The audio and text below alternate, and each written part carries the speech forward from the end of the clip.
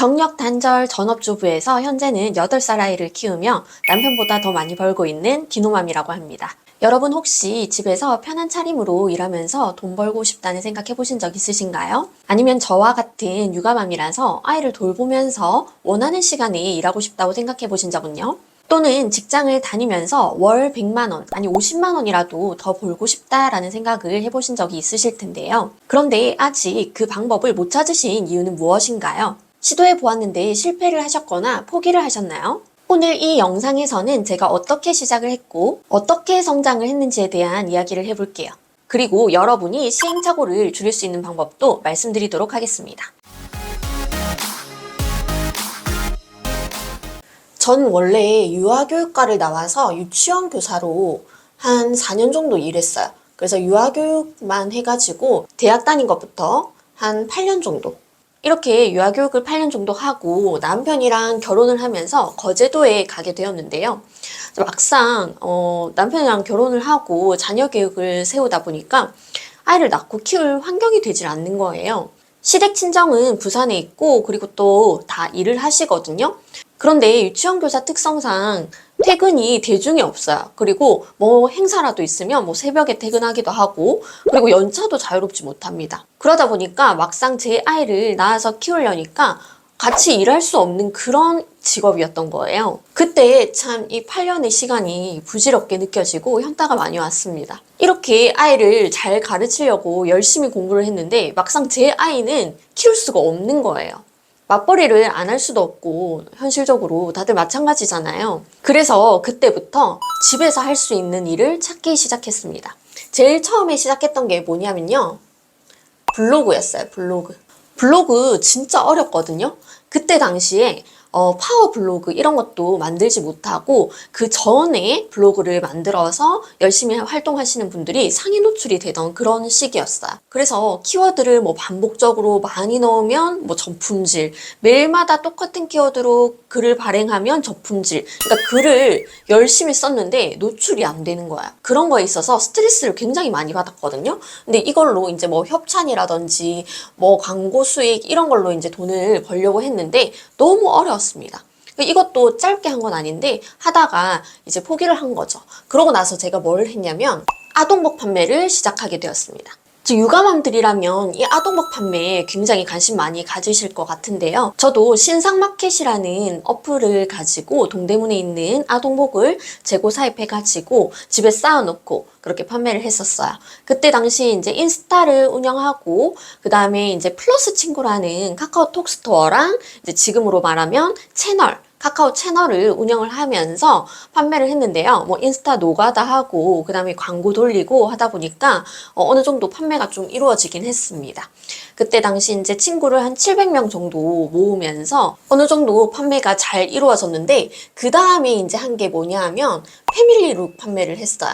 저도 아이를 키우다 보니까 이 패밀리룩이 필요해진 시점이 있었던 거예요. 이제 아이 사진 찍으면서 요걸 찾게 됐는데 생각보다 판매하시는 분들이 너무 없는 거예요. 그래서 제가 이 아동복 판매를 하면서 이제 패밀리룩을 관심을 가지게 되고 또 이게 패밀리룩이 엄마 아빠 뭐 남자아이 여자아이 옷이 이렇게 맞춰져서 판매를 하는 건데 맞춰서 나오는 게 아니라 그냥 색감 비슷하고 잘 어울리는 옷을 따로따로 사가지고 세트로 만드는 거예요.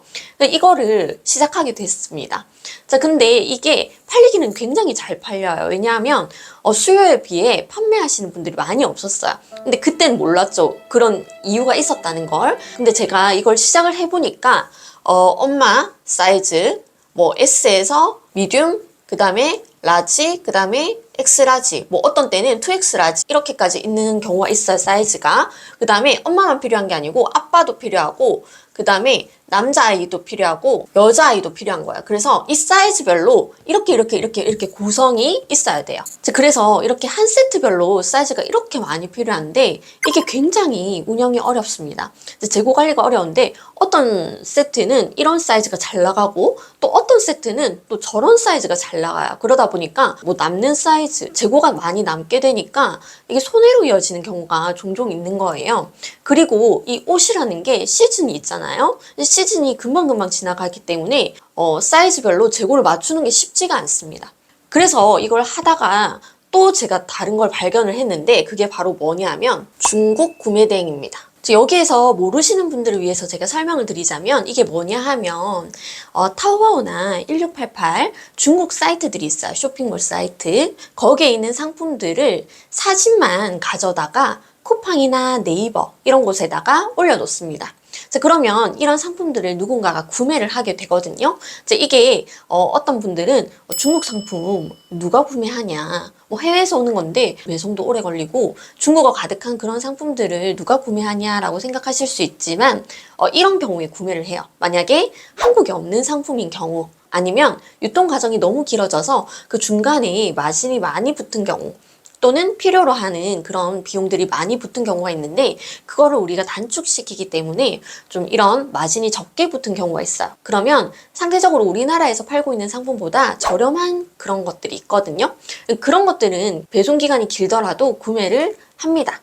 자, 구매를 하면 그제서야 저희는 타오바오 1688에서 가져왔던 그 사진의 그 상품, 그거를 주문을 해서 고객한테 바로 보내주는 그런 서비스거든요. 그런 판매 방식을 취하면서 원가, 그리고 배송비, 이런 것들을 빼고 남는 부분을 이제 수익으로 가져가게 됩니다. 자, 그러면 우리는 그 과정 중에 어떤 걸 하게 되냐면요. 상품 등록, 그 다음에 주문 처리, 이것만 하면 돼요. 근데 제가 말씀드렸다시피 주문이 들어오면 상품을 주문한다고 말씀을 드렸잖아요. 그러다 보니까 이것처럼 재고가 필요가 없는 거예요. 들어보니까 구조가 너무 좋은 거예요. 재고도 필요 없고, 그리고 택배를 쌀 필요도 없어요. 그래서 먼지 달릴 일도 없고. 들어보니까 이게 너무 좋아서 그때 당시 제가 21년이었는데 21년도에 중국 구매 대행을 시작을 합니다. 자, 그래서 처음에 제가 시작을 했을 때 상품을 한 40개 정도 등록을 했어요. 40개. 근데 첫 달부터 매출이 얼마가 나왔냐면 440만 원이 나왔습니다. 제가 예전 장부를 한번 살펴보니까요. 한 마진율이 거의 한 30% 되는 것 같더라고요. 그래서 100만 원이 넘게 남았어요. 근데 그때 제가 투플렉스라는 프로그램을 썼는데 그게 25만 원이었어요. 근데 그걸 빼고도 얼마예요? 순수익이 한 100만 원 정도는 남잖아요. 너무 좋은 거예요. 첫 달 만에 100만 원을 제가 달성을 했어요. 이거 계속하면, 진짜 꾸준히 하면 내가 바라는 아이를 키우면서 집에서 일하고도 돈을 벌 수 있겠다라는 생각에 눈이 번쩍 뜨였어요. 그때 당시 이게 너무 좋았던 거예요. 그래서 그때부터 진짜 열심히 했는데 엄청난 사실을 제가 발견을 하게 됩니다. 그게 바로 뭐냐 하면 지식재산권. 지식재산권이라는 개념을 그때 알게 됩니다. 제가 알고 보니까 팔면 안 되는 상품을 잔뜩 올려놓고 우와, 첫 달 만에 440만 원 하면서 좋아했던 거예요. 근데 알고 보니까 그 브랜드, 제가 모르고 브랜드 상품을 올렸는데 상표권 관리로 유명한 그런 브랜드였던 거예요. 다른 사람이 못 파는 걸 제가 올리니까 첫 달부터 잘 나왔던 거예요. 그래서 그 달에 지재권을 알게 돼서 안 되겠다. 이게 돈이 벌리긴 하지만 경찰서 갈 수도 있겠다 해서 상품을 다 내렸습니다. 눈물을 머금고 다 내리고 이거 공부해야겠다라는 생각이 들어서 상표권을 굉장히 공부를 많이 하기 시작했어요. 그런데 그러고 나서도 우여곡절을 굉장히 많이 겪습니다.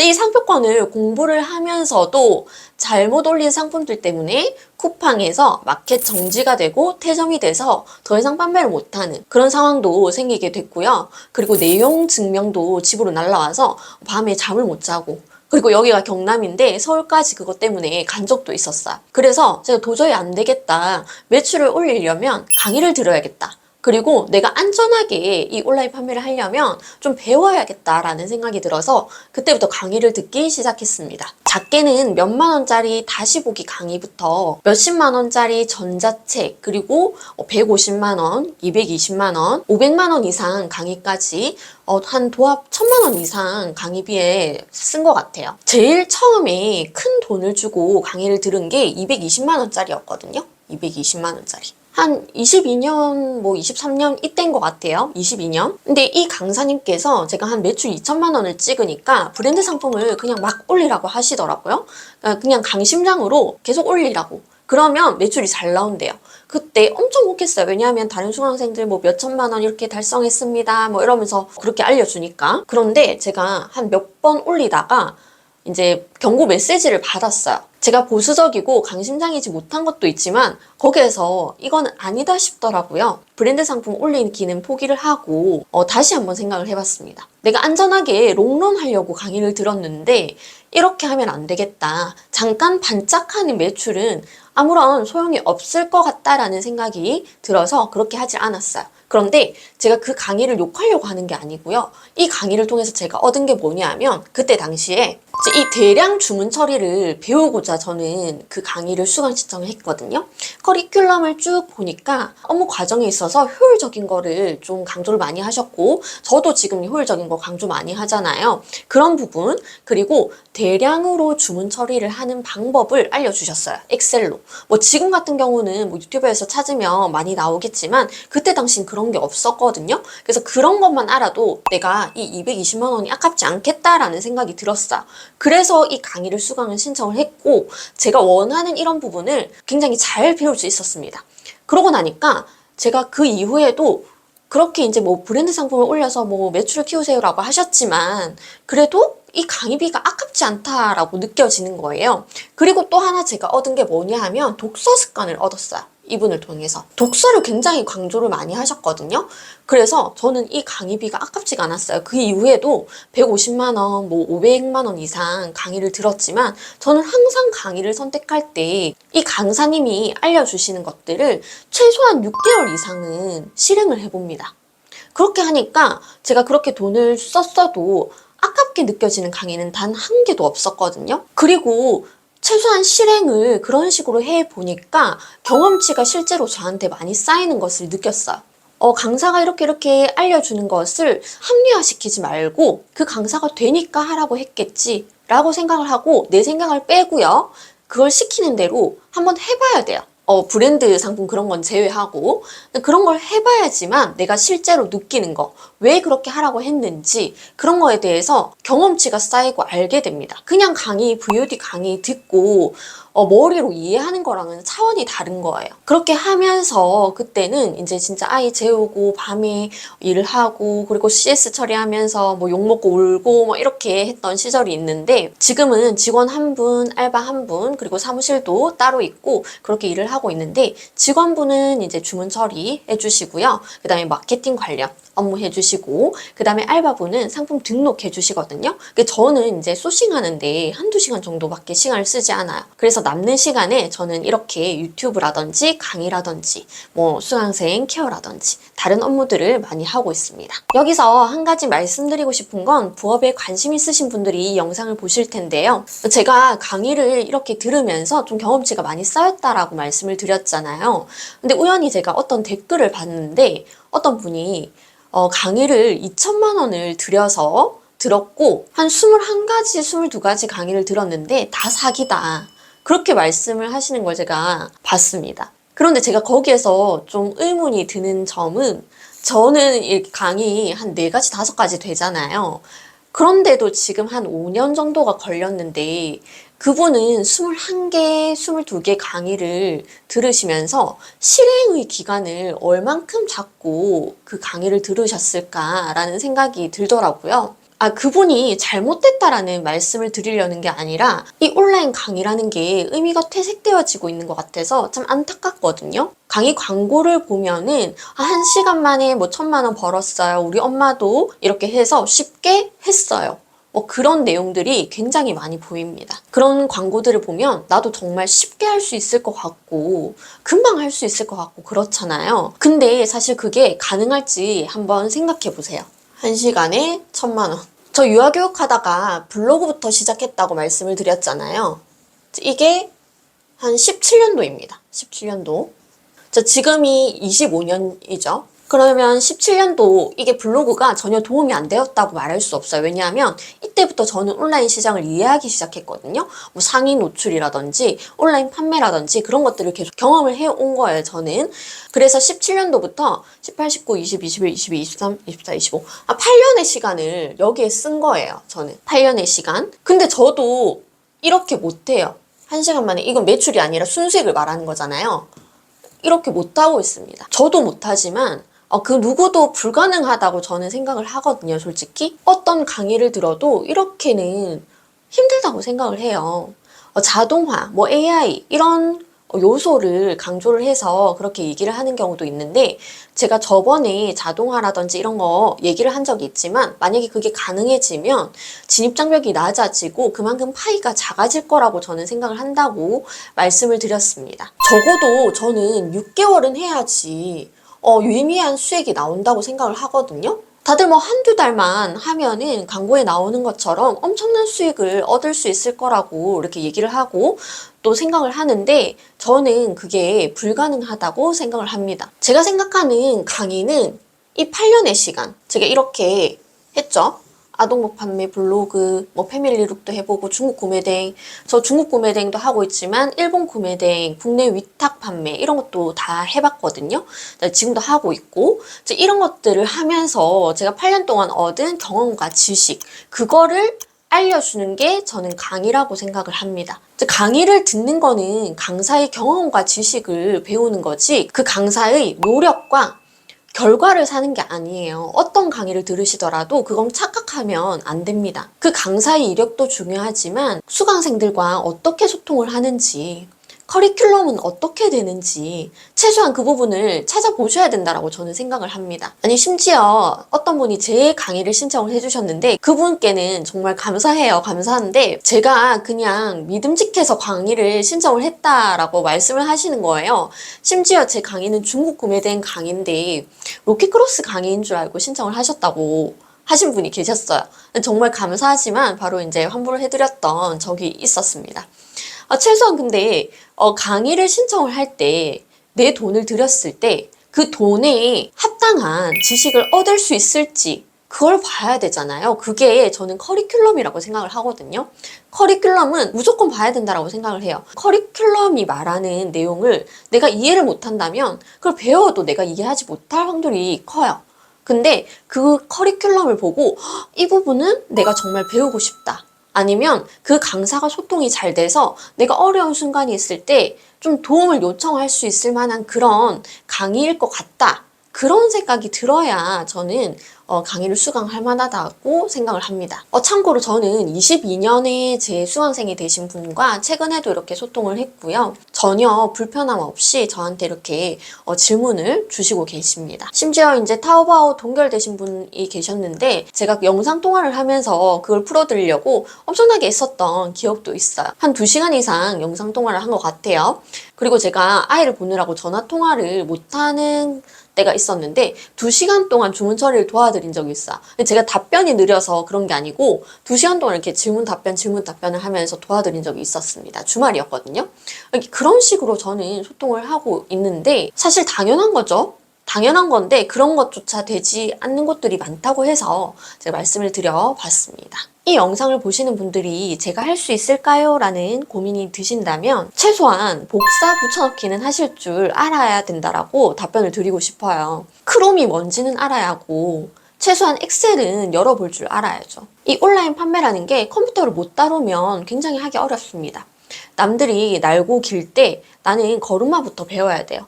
물론 할 수는 있겠죠. 시간을 많이 들이면.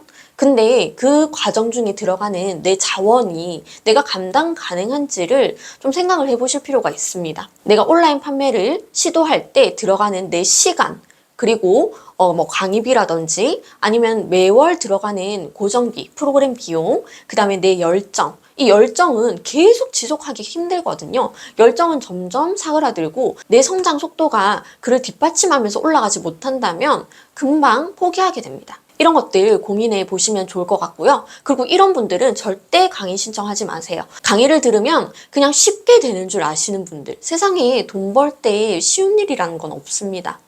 저는 항상 느끼지만 이걸 여러 가지를 시도를 해봤잖아요. 항상 시도할 때마다 느끼지만 세상에 쉽게 돈 벌리는 게 없어요. 처음에 새로운 직장 다니기 시작하면 낯선 만큼 또 너무 어렵잖아요. 하다못해 알바를 해도 그렇습니다. 그런데 이거는 내 사업이거든요. 뭐 자본이 많이 들진 않는다고는 하지만 엄연한 사업이에요. 내가 이끌고 가야 된단 말이에요. 하나부터 10까지 모르는 부분이 있어도 어떻게든 해결을 해 나가야 됩니다. 그래도 꿋꿋이 해나가면서 반복하고 적응해 나가야 되는 거지. 저도 처음에 할 때 굉장히 오래 걸리고 힘들었어요. 상품 등록 하나 하는데 1시간씩 걸렸습니다. 분명히 어제 했던 건데 이 부분 내가 어떻게 했더라? 배송비 어떻게 책정했더라? 다른 사람은 어떻게 하지? 이거 찾아보느라고 정말 진도가 안 나갔던 적이 있었어요. 저 예전에 처음 할 때 상품 등록 40개 했다고 말씀을 드렸잖아요. 지금 상품 소싱 등록 한 100개씩 하라 해도 합니다. 소싱만 하면 100개, 200개, 300개도 할 수 있어요. 등록은 지금 알바분이 하시지만. 근데 이게 시간이 반복되면서 열심히 연습을 해야지만 이 부분이 가능하다라는 거예요. 이런 과정 없이 구매 대행으로 성공하신 분들이 계실까요? 절대 없다라고 저는 생각을 하거든요. 당연하겠지만 이 부분을 이해를 하셔야 됩니다. 그 과정을 버티지 못하실 거라면 시간과 돈을 아끼세요. 제 강의는 현재 77만 원, 그리고 개인 코칭권 포함하면 99만 원인데요. 월 100만 원 정도 수익이 나려면 한 마진율이 20%라고 생각을 하고 고정 비용 20만 원 잡으면 600만 원 매출 정도 나면 됩니다. 한 달 만에 이 강의비를 회수를 하려면요. 근데 여러 달 내가 수익이 나면 그만큼 그 매출 기준이 작아지겠죠. 자, 600만 원 매출이 나려면 5만 원짜리는 하루에 4개, 10만 원짜리는 한 2개 정도 팔면 600만 원 정도 매출이 나와요. 자, 그렇게 하면 한 달에 100만 원 정도 순수익 가져갈 수 있다라고 보시면 됩니다. 바로 강의 듣지 않고 그냥 저처럼 무작정 시작하셔도 괜찮아요. 다만 저는 시행착오를 줄여드리는 가이드 역할을 해드릴 수가 있습니다. 조금 빠르게 시행착오 없이 시작해보고 싶으시다면 고정 댓글 링크 참고해 주시고요. 오늘도 시청해 주셔서 감사합니다. 다음 주에 뵐게요.